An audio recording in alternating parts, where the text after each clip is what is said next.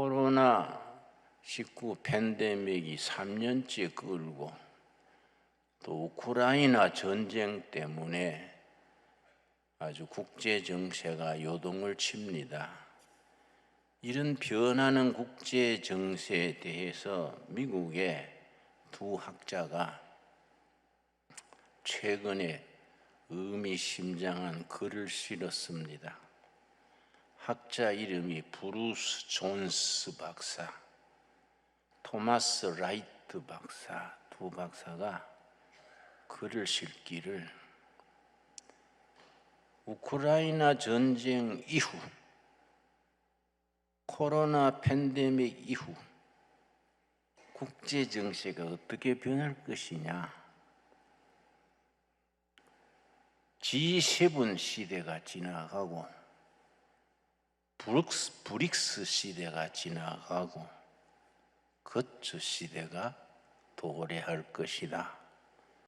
이 거츠, 독일, 미국, 터키, 한국에 대한 이야기는, 거츠 얘기는 미국의 포린 파리시라는 외교 전문 잡지가 있습니다.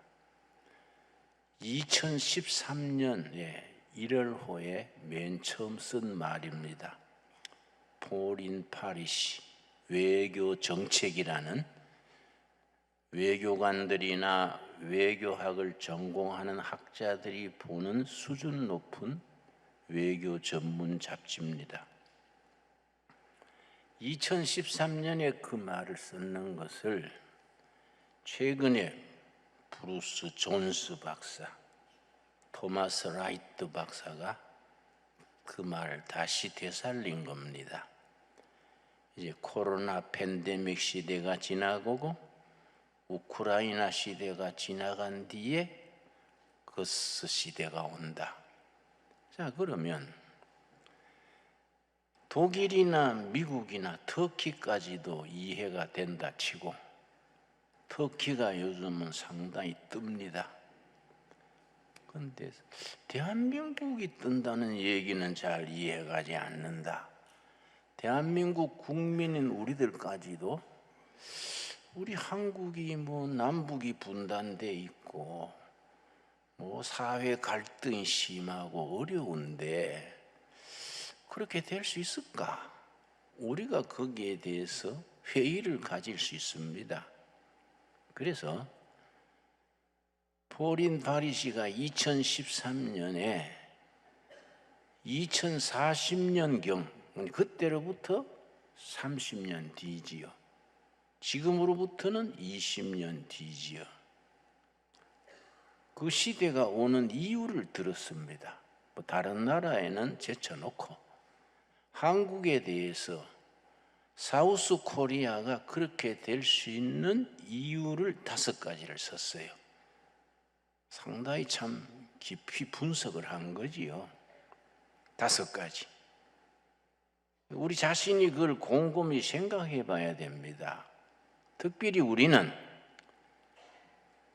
온 범우주적인 복음을 믿는 크리스찬이면서도 대한민국 국민으로서 나라를 사랑하고 섬기는 사람들이니까 나라에 대해서 날마다 기도하고 이 나라가 잘 되기 위해서 우리가 인생을 투자하는 사람들 아닙니까? 그런 글을 잘 살피면서 자신을 성찰해야 되지요. 첫째를 뭘 들었냐? 대한민국의 국민성이 그렇게 된다. 국민성을 그 영어로는 National Character, 국민성이 앞으로 20여 년 경에는 세계 4대 강국에 뜨게 된다. 국민성의 어떤 부분이냐? 2가지를 짚었어요. 한국인의 부지런한 거, 신바람 나면 죽게 하면 살기로 일하는 거. 2번째는 한국인들이 가지는 열정, 패션이야, 패션. 한국인들은 열정이 참 유다르다. 한국인들은 한번 필이 꽂히면 진돗개처럼 물고 안 놓는 거예요. 응? 목숨 걸고 하는 거야. 이게. 한국인의 열정이에요, 열정. 이게 그렇게 만든다는 겁니다.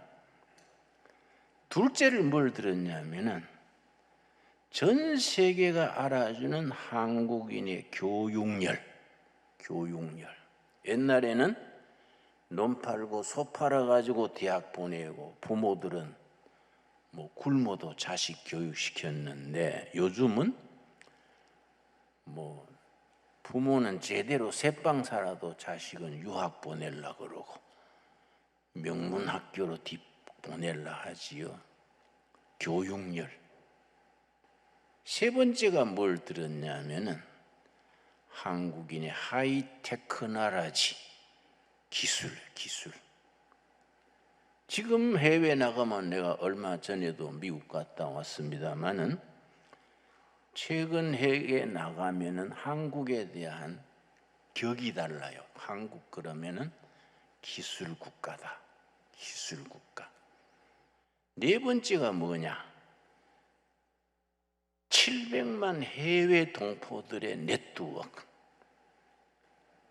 전 세계 186개 나라에 700만 동포들이 나가서 살고 있는데 그 개척자로 나가가지고 뿌리 내리고 있습니다. 그 사람들의 네트워크가 대한민국을 선진국으로 올라가게 하는 밑거름이 된다. 근데 중요한 것은 다섯 번째. 이 다섯 번째가 중요한 겁니다. 우리 얘기가 아니고 세계적인 외교 전문 잡지가 지적하는 다섯 번째예요. 한국의 프로테스탄트 출치, 한국의 개신교가 그렇게 하는 근본 저력이다. 한국 개신교, 우리 한국 교회를 세계 석학들이 인정하는 겁니다. 왜냐? 우리 개신교가 한국에 들어온 지 130년, 140년 되는데 그 구한 말에 피폐했던 국가를 일으키는데 선교사들과 믿음의 조상들이 결정적인 역할을 한 거지요. 대한민국의 현대사 100년은 개신교 없이는 생각할 수가 없습니다. 그 개신교의 그 잠재력이란 것은 엄청난 거지요. 근데 우리가 그걸 모르고 있어요. 대한민국 역사에 우리 교회가 얼마나 중요한 역할을 했으며 지금 얼마나 중요한 일을 하고 있으며 앞으로 이 나라 통일한국 시대를 영적으로, 정신적으로, 도덕적으로 어떻게 우리가 이끌어 나가는 중심 세력이 된다. 이거에 대해서 우리가 의식을 못하고 있는 겁니다. 그런데 외국의 전문 외교 잡지는 그걸 인정하는 거예요. 외국의 학자들은 그게 대한민국을 20년, 30년 후에 세계 4대 선진국으로 발전하게 하는 정신적 에너지다 이게. 그러니까 우리가 자신에 대해서 긍지를 가져야 돼요. 근데 내가 그걸 깊이 생각을 해보니까 지금 교회라서는 안 돼. 지금 교회는 문제가 있어요. 지금 교회는 기독교가 가지는 그 위대한 힘, 영적 파워를 우리가 많이 상실하고 있어. 왜냐? 본질에서 벗어나면 그래요. 복음의 본질에서 벗어나면은 힘을 잃고 껍데기만 왕성합니다. 그걸 성경에서는 뭐라 그랬냐면은 경건의 모양은 있으나 경건의 실상은 잃어버렸다. 껍데기는 목사고 장로고 교회고 총회인데 껍데기가 무늬만 그렇지 속에는 비었다 이게. 경건의 모양은 있으나 실상이 없도다. 그렇게 성경에서 말하지요. 여러분, 그게 우리가 새로워져야 돼요. 여러분, 세계 역사를 보면은 여러분 역사 공부가 중요합니다. 위대한 역사의 변화는 주왕에서 일어나지 않습니다. 영국의 유명한 세기의 역사학자 토인비가 한 말인데, 아놀드 토인비, 역사의 한 연구라는 유명한 책에서 마지날 티오리, 마지날 변두리, 마지날, 그 나라가 병들고 그 역사가 피폐해지면 주왕의 엘리트들이 역사를 바로 세우는 게 아니다. 변두리 사람들이 일어나가지고 주왕을 새롭게 한다. 그걸 마지날 국경, 변두리라는 얘기요. 토인비 박사의 얘기입니다. 나라가 병들고 주왕이 힘을 잃을 때 변두리의 사람들이 분발해서 새롭게 한다. 여러분, 우리 복음의 역사를 봅시다.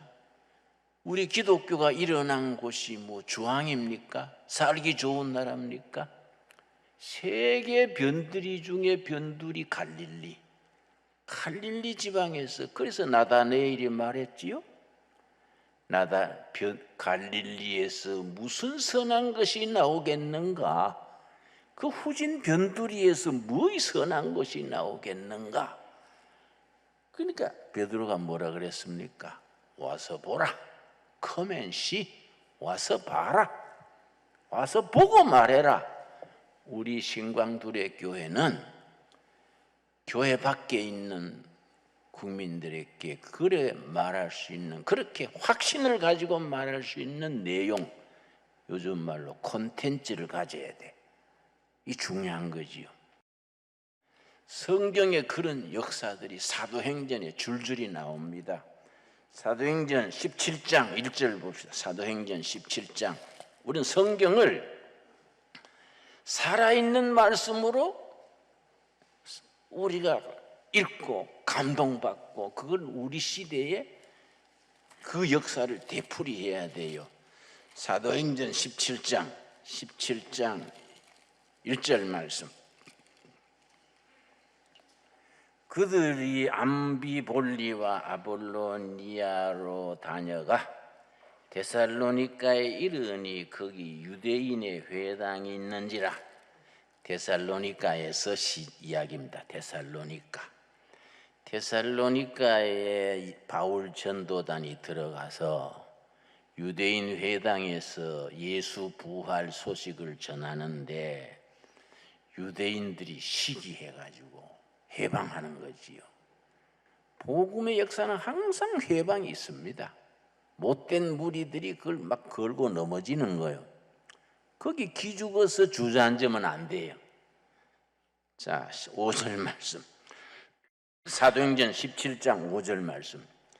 그러나 유대인들은 시기하여 저자는 시장바닥에 어떤 불량한 사람들을 데리고 떼를 지어 성을 소동하게 하여 야손의 집에 침입하여 그들을 백성에게 끌어내렸고 찾았으나 바울 전도단일 유대인들이 아주 시장바닥에 깡패들을 모아가지고 몰아내려는 거지요. 6절. 발견하지 못함에 벌써 바울 전도되는 현장에서 피했어요.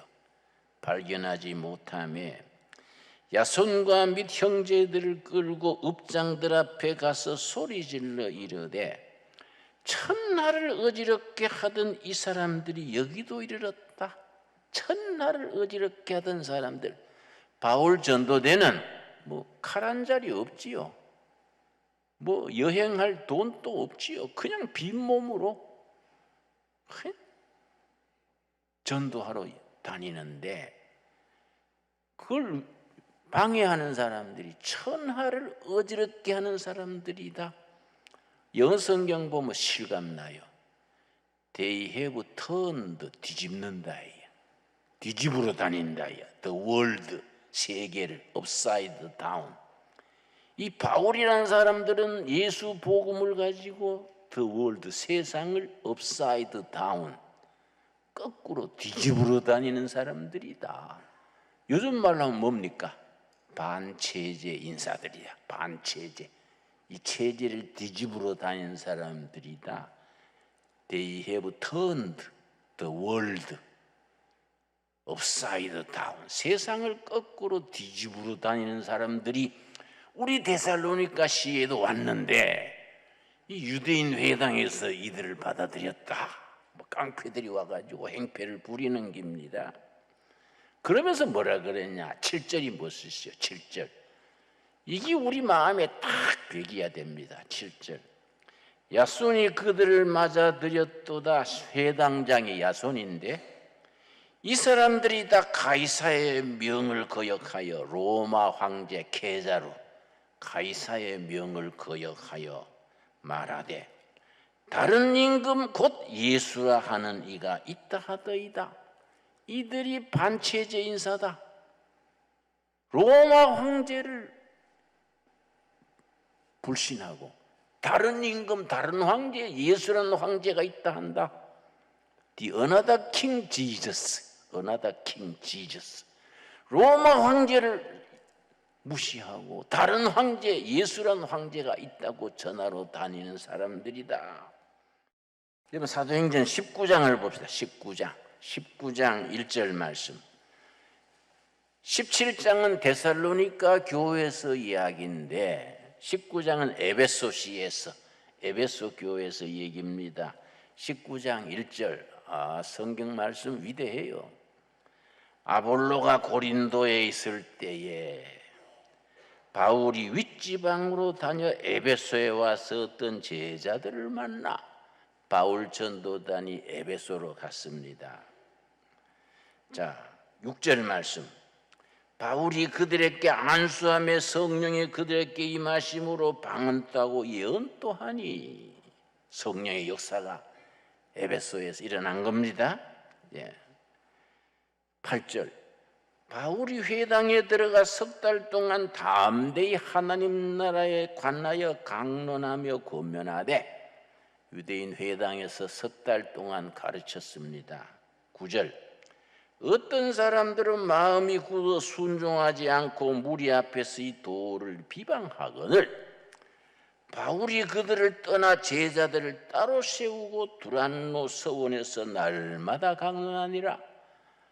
유대인 회당에서 반대를 자꾸 하니까 따로 믿는 무리를 따로 두란노 서당 뒷골목에 허름한 집 한 채 빌렸겠지요. 그 집의 간판을 두란노 서당이다 붙이고서는 어떻게 했느냐? 10절이죠.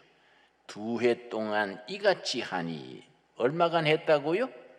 2해 동안 날마다 그냥 말씀 전했어요.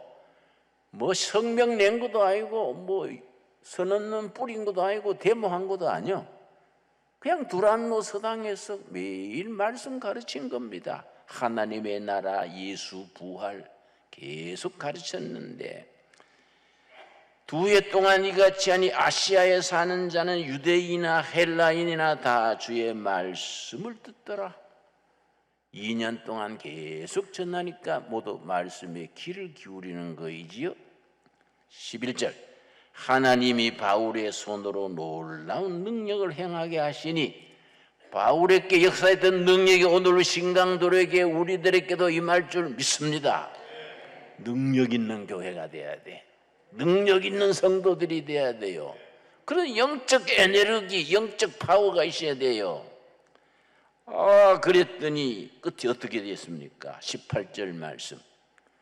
믿은 사람들이 많이 와서 자복하여 행한 일을 알리며 또 마술을 행하던 많은 사람이 그 책을 모아가지고 와서 모든 사람 앞에서 불사르니 그 책값을 계산한 즉 은 5만이나 되더라. 2년 동안 계속 말씀 전하고 안수하고 성령 역사가 있었는데 그 도시의 에베소시에서 점성술, 사주, 팔자, 뭐 토정비결 이런 거 예를 들면 이런 거 하던 사람들이 전부 두란노 서당에 미신하던 책을 가지고 마당에서 불태웠어. 책값이 얼마라고요? 은 5만이요. 은 5만. 은 하나가 젊은 남자 한 사람이 1당입니다. 1당. 5만 명의 일당이 그만큼 책을 불태우고 복음으로 돌아왔어. 멋있지 않습니까? 지금 우리가 그런 역사가 일어나야 안 되겠습니까? 예? 그리고 결론이 뭡니까? 20절 말씀. 이와 같이 주의 말씀이 힘이 있어 흥왕하여 세력을 얻으니라. 우리 남한 땅에서 북한 땅에서 통일한국 시대에서 말씀이 힘이 있어서 말씀이 세력을 얻는 시대가 올 수 있기를 바랍니다. 또 그렇게 해야 돼요. 그런데 쓰임 받아야 됩니다. 여러분, 오늘 읽은 본문 말씀 예레미야 29장 10절 보겠습니다. 예레미야 29장 10절. 참 위대한 말씀이지요. 이런 말씀 읽으면 속이 탁 트이고 주먹에 힘이 오는 겁니다. 예레미야 29장 10절 말씀. 자, 역사를 주관하시는 하나님께서 이스라엘 백성들에게 어떻게 역사하셨느냐? 29장 10절. 여호와께서 이같이 말씀하시니라. 바벨론에서 70년이 차면 내가 너희를 돌보고 나의 선한 말을 너희에게 성취하여 너희를 이곳으로 돌아오게 하리라. 하나님의 사람 예레미야가 포로로 끌려가는 사람들한테 예언하는 거예요. 70년간 참아라. 열심히 조급한 마음 먹지 말고 70년간 견뎌라. 자식 놓고 일하고 열심히 살아라. 70년이 되면 하나님이 해방시켜 주실 것이다. 그걸 제2 출애굽 그래요. 세컨드 엑소더스. 제2 출애굽 역사가 있을 것이다. 몇 년이라고요? 70년. 포로로 끌려간 지 70년 되면 하나님이 돌려보내 주실 것이다. 역사를 주장하시는 하나님의 뜻을 선포하는 겁니다. 우리가 1945년 분단된 지 금년이 77년이지요. 77년, 70년이 넘었지요. 우리도 멀지 않아 통일이 돼가지고 평양 가서 예배 드리고 백두산 가서 여름 집회도 하고 또 개마고원에 두레마을도 세우고 신명나게 될 날이 올 줄 믿습니다. 믿어야 돼요. 믿는 대로 된다 했습니다. 그 다음 11절. 여호와의 말씀이니라. 너희를 향한 나의 생각을 내가 아나니 평안이요 재앙이 아니라. 너희에게 미래와 희망을 주는 것이다. 오늘 우리 결에 우리나라에 주신 하나님의 말씀으로 받읍시다. 내가 너희들에게 미래와 희망을 준다. 미래와 희망을 준다. 그래서 오늘 말씀의 제목이 희망의 나라요. 희망의 나라. 하나님께서 우리들에게 희망을 주시고 미래를 주시고 위대한 코리아, 그레이트 코리아, 그레이트 퓨처, 위대한 미래를 주실 줄 믿습니다. 여러분, 이걸 믿어야 돼요. 우리가 믿음대로 했습니다. 크게 믿으면 크게 이루어지고 적게 믿으면 적게 이루어진다 그랬습니다. 여러분, 그렇게 하려면 우리가 뭐 해야 되느냐? 지금 교회는 우리가 회개해야 돼요. 고쳐야 돼요. 우리 내 같은 목사들부터 정신 차려야 돼. 목사다운 목사가 되고 예수님이 기뻐하시는 목사가 돼야지. 목사가 무슨 직업도 아니고 말이요. 목사가 무슨 밥그릇도 아니고 말이지. 이거 안 고치면 안 돼요.